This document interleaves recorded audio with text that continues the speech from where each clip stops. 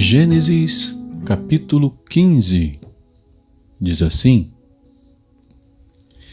Depois destes acontecimentos, a palavra do Senhor veio a Abrão numa visão, dizendo: Não tenha medo, Abrão, eu sou o seu escudo e lhe darei uma grande recompensa. Abraão respondeu: Senhor Deus, que me darás se continuo sem filhos e o herdeiro da minha casa é o damasceno Eliezer?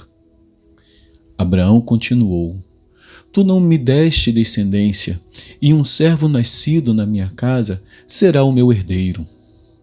E eis que a palavra do Senhor veio a ele dizendo: Esse não será o seu herdeiro. Pelo contrário, aquele que será gerado por você, esse será o seu herdeiro. Então o Senhor levou-o para fora e disse: Olhe para os céus e conte as estrelas, se puder contá-las. E lhe disse: Assim será a sua posteridade. Abrão creu no Senhor, e isso lhe foi atribuído para a justiça. O Senhor disse também: Eu sou o Senhor que o tirei de Ur dos Caldeus para lhe dar esta terra como herança. Mas Abrão perguntou: Senhor Deus, como saberei que vou herdar essa terra? O Senhor respondeu: Traga-me uma novilha, uma cabra e um cordeiro, cada qual de 3 anos, uma rolinha e um pombinho. Abrão trouxe todos esses animais, cortou-os pelo meio e pôs as metades umas diante das outras. As aves, porém, não cortou pelo meio. Aves de rapina desciam sobre os cadáveres, porém Abrão as enxotava. Ao pôr do sol, um profundo sono caiu sobre Abrão, e grande pavor e densas trevas tomaram conta dele.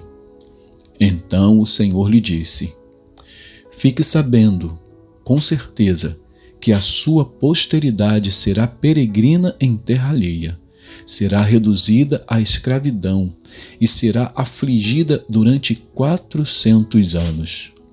Mas eu castigarei a nação que os escravizar. Depois eles sairão com muitas riquezas, e você irá para junto de seus pais em paz. Será sepultado em boa velhice. Na 4ª geração voltarão para cá, porque a medida da iniquidade dos amorreus ainda não se encheu.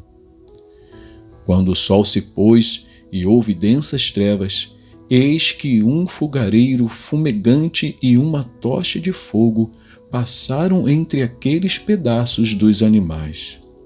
Naquele mesmo dia, o Senhor fez aliança com Abrão, dizendo: À sua descendência dei esta terra, desde o rio do Egito até o grande rio Eufrates, a terra dos queneus, dos quenezeus, dos cadmoneus, dos heteus, dos ferezeus, dos refaíns, dos amorreus, dos cananeus, dos girgaceus e dos jebuseus.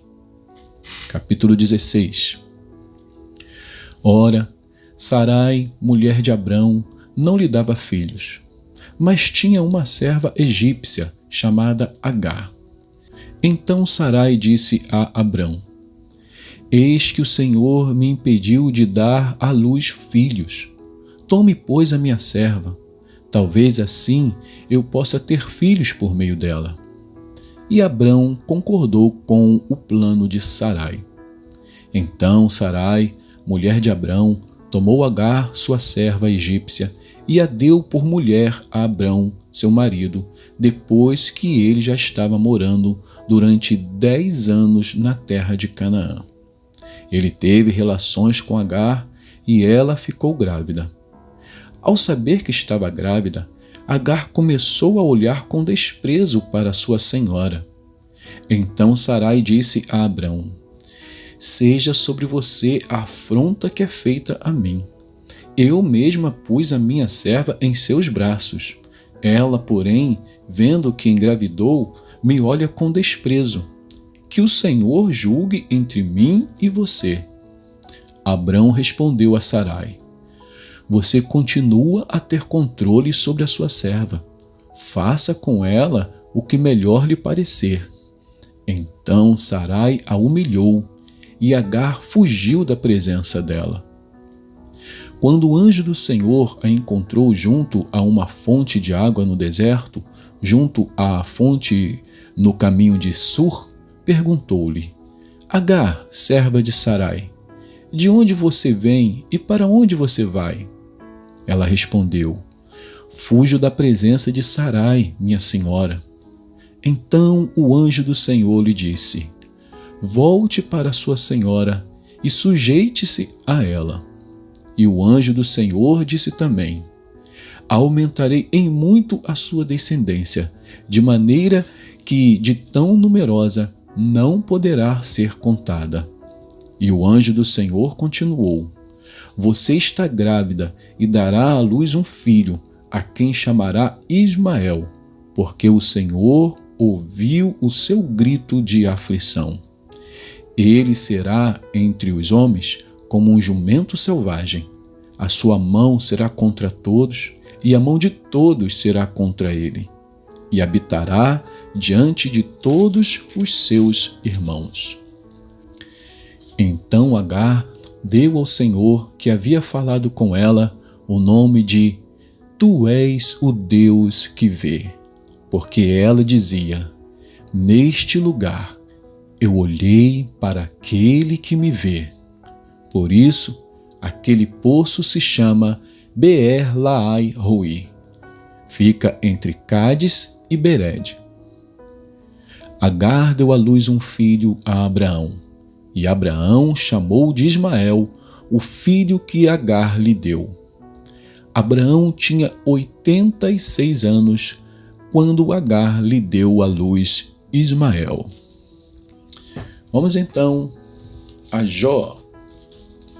Jó, agora no capítulo 9. Jó, capítulo 9, diz assim: Então Jó respondeu: Na verdade, sei que assim é, porque como pode o mortal ser justo diante de Deus? Se quiser discutir com ele, nem a uma de 1000 coisas lhe poderá responder. Ele é sábio de coração e grande em poder. Quem ousou desafiá-lo e sobreviveu? Ele é quem remove os montes sem que saibam que na sua ira ele os transtorna. Deus remove a terra do seu lugar e faz as suas colunas estremecerem. Ele dá uma ordem ao sol e este não sai, e sela as estrelas. Sozinho ele estende os céus e anda sobre as costas do mar. Ele fez a Ursa Maior, o Órion, o Sete Estrelo e as constelações do sul.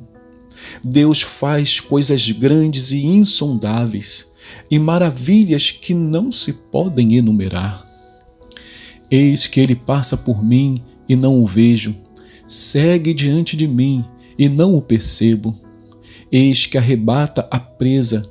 Quem o pode impedir? Quem lhe dirá: o que estás fazendo? Deus não revogará a sua própria ira. Debaixo dele se curvam os ajudantes do monstro Raabe. Como então poderei eu responder a ele? Como escolher as minhas palavras para argumentar com ele? Ainda que eu fosse justo, não lhe responderia. Pelo contrário, pediria misericórdia ao meu juiz. Ainda que eu o chamasse e ele me respondesse, nem por isso eu creria que ele deu ouvidos à minha voz. Porque me esmaga como uma tempestade e sem motivo multiplica as minhas feridas. Não me permite respirar, porque me enche de amargura. Se é uma questão de força, ele é o forte. Se é uma questão de justiça, ele dirá: quem pode me intimar? Ainda que eu seja justo, a minha boca me condenará. Embora eu seja íntegro, ela me declarará culpado. Eu sou íntegro, mas não me importo comigo, não faço caso da minha vida. Para mim, é tudo a mesma coisa. Por isso digo, ele destrói tanto os íntegros como os perversos. Se um flagelo mata de repente, ele rirá do desespero dos inocentes. A terra está entregue nas mãos dos ímpios, e Deus ainda cobre o rosto dos juízes. Se ele não é o causador disso, quem seria? Os meus dias são mais velozes do que um corredor. Fogem sem ter visto a felicidade. Passam como barcos de junco, como a águia que se lança sobre a presa. Se eu disser, vou esquecer a minha queixa, deixarei o meu ar triste e ficarei contente. Ainda assim, todas as minhas dores me apavoram, porque bem sei que não me considerarás inocente. Eu serei condenado. Por que, pois, trabalho em vão?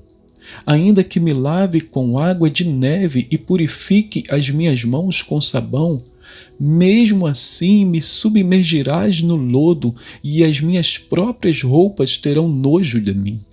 Porque ele não é ser humano como eu, a quem eu responda se formos juntos ao tribunal. Não há entre nós árbitro que ponha a mão sobre nós dois.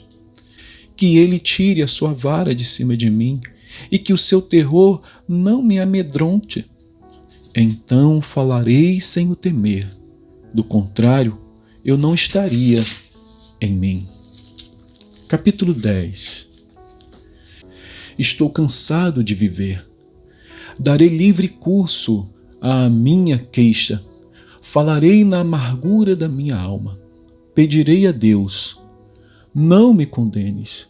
Faze-me saber o que tens contra mim.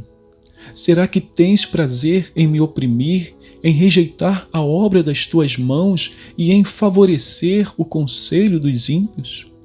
Por acaso tem olhos de gente? Ou vês tu como vê uma pessoa?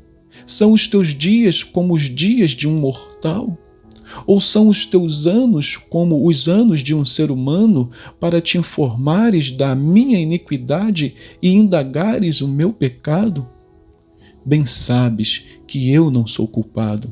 Todavia, não há ninguém que possa me livrar da tua mão. As tuas mãos me plasmaram e me fizeram, porém agora queres destruir-me.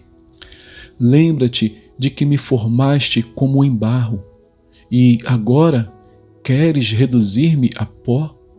Por acaso não me derramaste como leite e não me coalhaste como queijo? De pele e carne me vestiste, e de ossos e tendões me teceste. Tu me deste vida e bondade, e o teu cuidado guardou o meu espírito. Mas ocultaste estas coisas no teu coração, e agora sei que este era o teu plano. Se eu pecar, tu me observas, e da minha iniquidade não me perdoarás.